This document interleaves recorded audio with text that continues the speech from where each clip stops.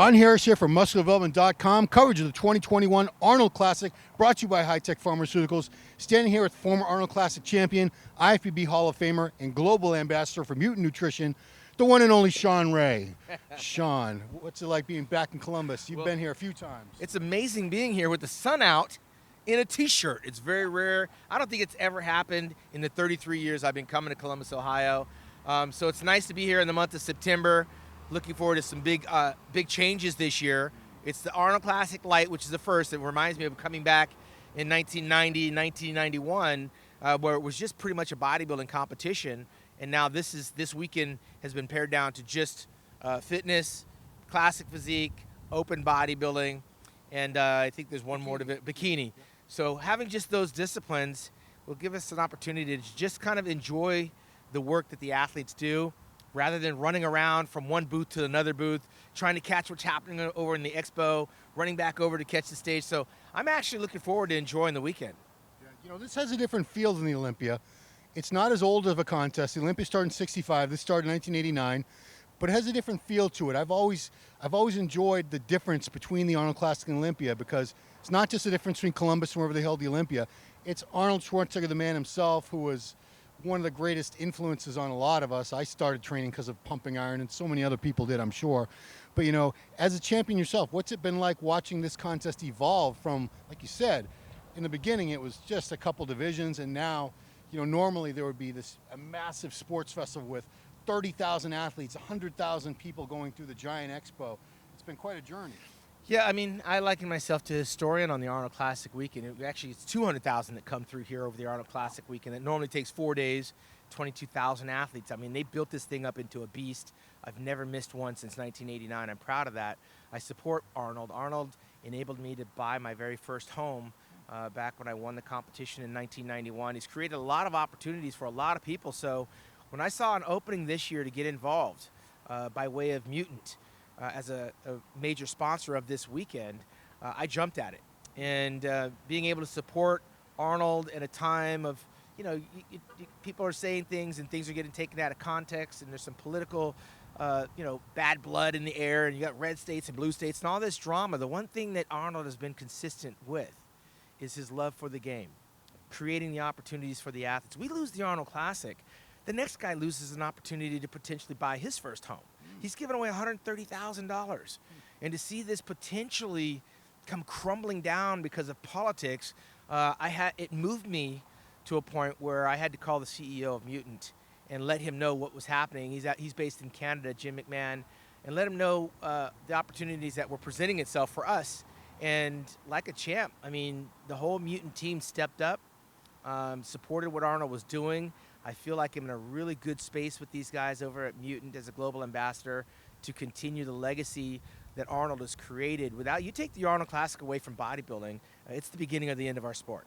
So when Arnold needed a helping hand, our company stepped in, and through that, the next athlete may be able to buy his house. I mean, we've got some great athletes coming in. And of course, I've witnessed some great athletes build a career here. Vince Taylor, Kevin Levrone, Flex Wheeler, Dexter Jackson, Mike Francois, who lives here in Columbus, Ohio. Jay Cutler, 3-time champ. Jay Cutler, Kai Green, and William Bonek, frickin' Brandon Curry. Right? I mean, listen, there's so many great icons here. Victor Martinez, Dennis Wolf. I don't want to leave anybody out here. Branch Warren. It's been an incredible run for 33, 34 plus years, and to be a part of it, to witness these athletes come of age, go into retirement, and still be here in a working capacity where we're able to kind of pay it forward, pay it back, is a great honor, a tremendous privilege. Jake Woods allowed me, as the editor-in-chief of Digital Muscle, to come here and report on the results of the competition and follow these athletes' journeys. You know, it was one thing being in the show with the blinders on, chasing the prize money and tracing the elusive Arnold Classic trophy. There's only 33 of these, Ron, that have ever been out there. I got one at home on my mantle. But Arnold being here and these athletes having a chance to see this icon. Look, there is no Joe Weider. There's no Ben Weider. I mean, Franco Columbo's gone, and Arnold is still here, still doing the business. And in spite of people not always agreeing with somebody's opinion, this is a pillar of our sport. Columbus, Ohio, 1975 Mr. Olympia Championships. This is a piece of history. It'd be like trying to come after Joe Weider for some opinion that Joe Weider had. I mean, like, this is an institution. And I stand behind the support of this bodybuilding weekend through Arnold and his vision and his dream as a staunch supporter. In spite of our philosophical differences, we've all put our foot in our mouth at some time. Cancel culture is real. It's strong. But categorically, you gather up all the bodybuilders that have been through this weekend, all the fans that have been through this weekend, they will fight for this contest to remain. And with every ounce of energy I have, I'll continue to support what Arnold is doing here in Columbus, Ohio for the athletes and fans. Right on. Well, let's talk about the 2021 Arnold Classic. Two-time Arnold Classic champ William Bonac, unfortunately, at the last minute was not able to get over here. Travel issues due to the quarantining and this whole COVID mess. So Sword leaves the field wide open because I certainly had him as a heavy favorite to win. A few other guys going into this show definitely have a good, strong chance walking away with this Arnold Schwarzenegger Classic title this year. Who are your favorites? Yeah, it's incredible that a champion like that would allow a situation to present itself where he couldn't get on the stage and defend the title. I mean, that to me is an elementary rookie mistake. We watched it happen with Rolly Winkler a year ago getting ready for the Mr. Olympia Championships, getting stuck in Turkey because of COVID issues. This is a situation where, look, the guy lives in the Netherlands. He should have been here a week ago. You know, it's not something you leave to chance. You know, some athletes pack up their bags and they move to Gold's Gym in Venice Beach just to be in America to train for the Mr. Olympia when it was being held. This was a very rookie mistake that's going to haunt and cost him dearly because he was an odds-on favorite to win the contest. But I'd be remiss if I start talking about people that are not competing in the show. The people that are here are the ones that need to be recognized and celebrated. And I got to tell you, Nick Walker coming in as a rookie is going to be somebody that's going to have to be dealt with in terms of his look. There's no one on the stage that's going to be matching up with him pound for pound, shape, height, or structure. This guy stands alone. Either you like him or you don't. He's the new Branch Warren. He's the new Jay Cutler, and there's nobody looking like him on that physique stage. Kind of like a Dorian Yates. There was no comparable physiques. It was either him or not, and that means Nick Walker could potentially walk off and win this show because he's going to be a unicorn on the stage or not.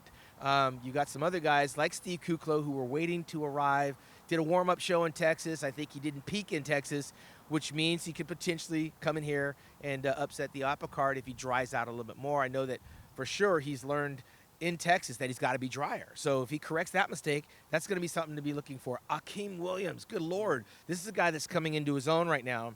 We continually see the improvements. I think last year he could have been arguably the bodybuilder of the year in terms of improvement. Broke the top 6 of the Olympia, won a pro show. Won a pro show this year, I believe.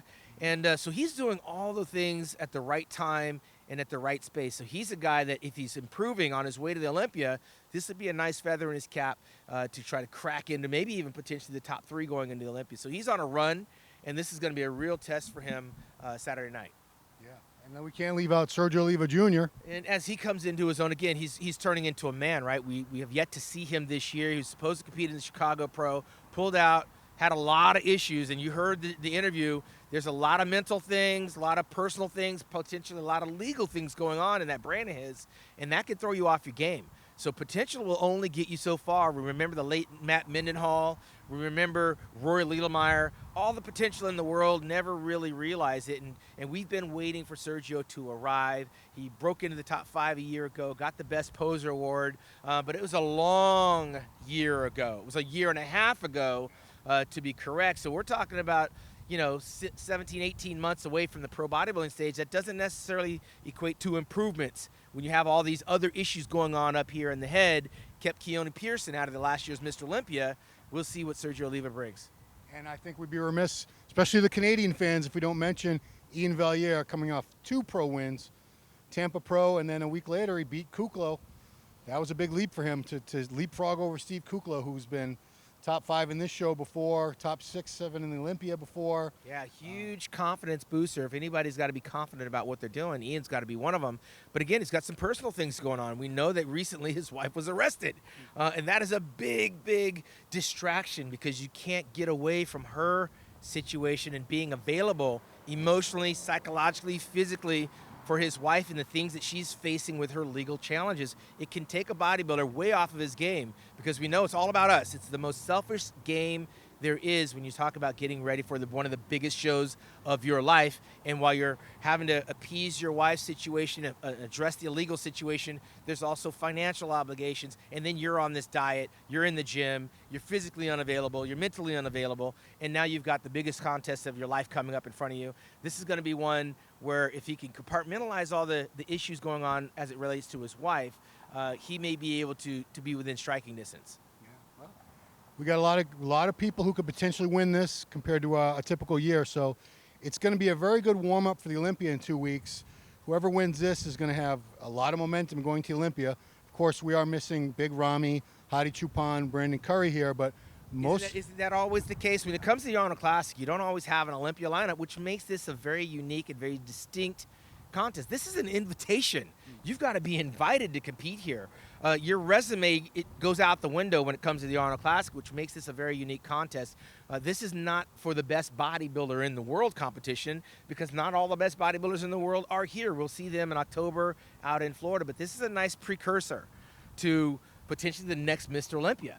Listen, we've seen some guys come out of this show that went on to win the Olympia, so this is a very good warm-up. But on top of the bodybuilding side, we've got a bikini contest where we could potentially be seeing the next Miss Bikini Olympia winner, because Janet Leung has retired. It's a vacant, wide-open show come October, and our next Olympia winner in the bikini can come from this. The classic physique division, which I said 5 years ago, this is going to be a division that I think the majority of the industry will be talking about, and it's starting to come to fruition. Alex Carbonero won this show a year ago. We've got Logan Franklin coming in this show. We've got Tony Tavares coming in this show. This lineup for the class, Terrence Ruffin, all 5'2". This is a contest right now, which is on par with the Olympia coming up. And we got Dr. Morales, one of the sponsors for the Olympia, offering up a $10,000 Best Poser Award here, which is double the prize money for the Classic Physique winner. So think about that. The guy that wins the Best Poser Award is going to double his money on winning the Best Poser Award. These athletes are aware that this award exists, and Dr. Morales has been generous enough to offer it up, and he's also a sponsor of the Olympia and the Shawn Classic, my partner in Hawaii. So big things are happening here in Columbus, Ohio. In spite of the COVID restrictions, in spite of the lack of the expo, this is going to be one of those contests that you're not going to want to miss. Well, guys, it all goes down tomorrow. Judging at 10, finals at 7. Keep it on musculardevelopment.com, play-by-play on the No Bull Forum, and, of course, plenty of content right here on the YouTube channel. And digitalmuscle.com. And Digital Muscle, why not? Yeah, we're all in this together, guys. So for Ron Harris and Shawn Ray, we'll see you here in Columbus, Ohio again.